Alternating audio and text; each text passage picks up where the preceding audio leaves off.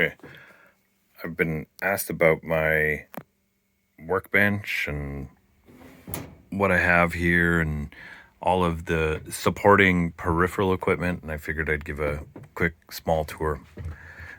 It really begins with the computer. The computer's on the network.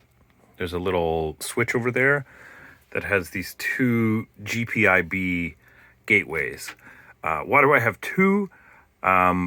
Well, they can only handle so many commands simultaneously, so I bought two of them. So I have a red and an orange network, and so I can send half the commands to one and half the commands to the other. It makes addressing a little awful, but for example, if I need to collect data from this scope and this scope at the same time, I'm accessing one IP and then a second IP.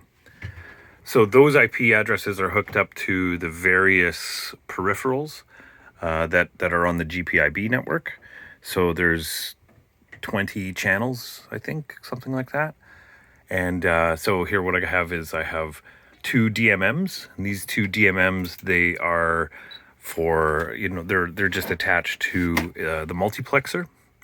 And I have a spectrum analyzer. So this is lower frequency. It's like 9K to 1.5 gigs. So it's really not that high bandwidth. Up here I have my document scanner. Oh, don't fall off. Don't fall. So up there, back there is a multiplexer. That multiplexer is, I think it's 36 by 36 with there's a quad bus at the back of it. I should do a whole video on that. Then there's coax multiplexing that happens over here. So all of my scopes and all of my things that require coax, like my impedance boxes, my isolation transformers and everything, they're actually on the coax. So I can programmatically send and receive to that coax bus. This is a distortion analyzer. Absolutely love this device. This, I don't even know if it's plugged in right now or turned on, or I'm missing a power bar. But I can't read to this. I can talk to it. So there's something wrong with it. Here, like I said, I've got these impedance matching transformers. So it's balanced in, unbalanced out, and then unbalanced in, balanced out. And with different impedance matching and attenuation. Up here, this is a 400L, 400FL. So that's a decibel meter, very accurate. This Rigel, it's on the network, but it's not GPIB. It's actually a Ethernet. Here at the bench, I have power supplies. So these power supplies, I've got 1, 2, 3, 4, 5, 6, 7, 8. I think it's how it works. It's been a while. And those are fed from up here. So each one of these is a power supply, and each one is individually its own GPIB bus, but they're different voltages. So some of these are, 0 to, I can't even read that, 0 to 60, 0 to 60, 0 to 60, 0 to 35, 0 to 20, 0 to 20. So they, you can't, but of course the current capacity goes down with them. Up here, these are DC loads.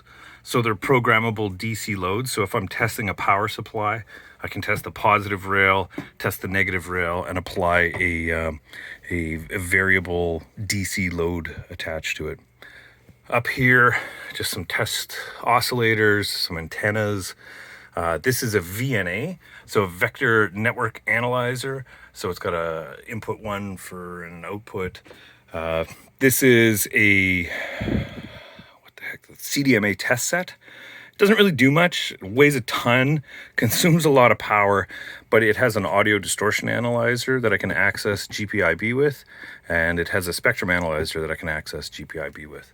So you can kind of sort of see back there the multiplexer, and it's all tied into, there's somewhere back here, there's all these EDAC connectors, and those EDAC connectors are what's bonded to that multiplexer. This is kind of the bread and butter. I use these all the time. So these I use to monitor my power supplies. So these are actually bonded to the back here, so I can actually just fire up a DC power supply, and it's just constantly telling me what it is. Even though it's right up there, I could look, but this is more accurate. Then here I have just probes that I use and clips that I constantly am getting into, and just probes, just standard probes.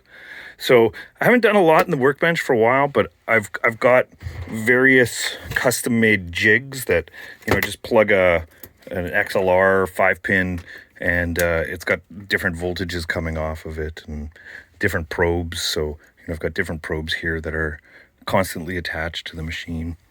I recently bought the second. This is an arbitrary function generator.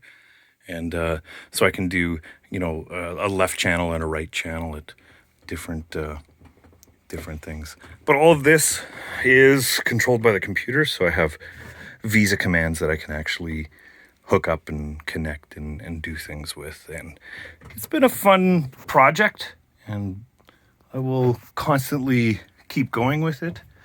I built this U-shaped kind of mezzanine around this, so it kind of floats up in the air, and then everything is kind of suspended by it as far as the ceiling goes. But it's a love, it's a passion. I'll keep doing it.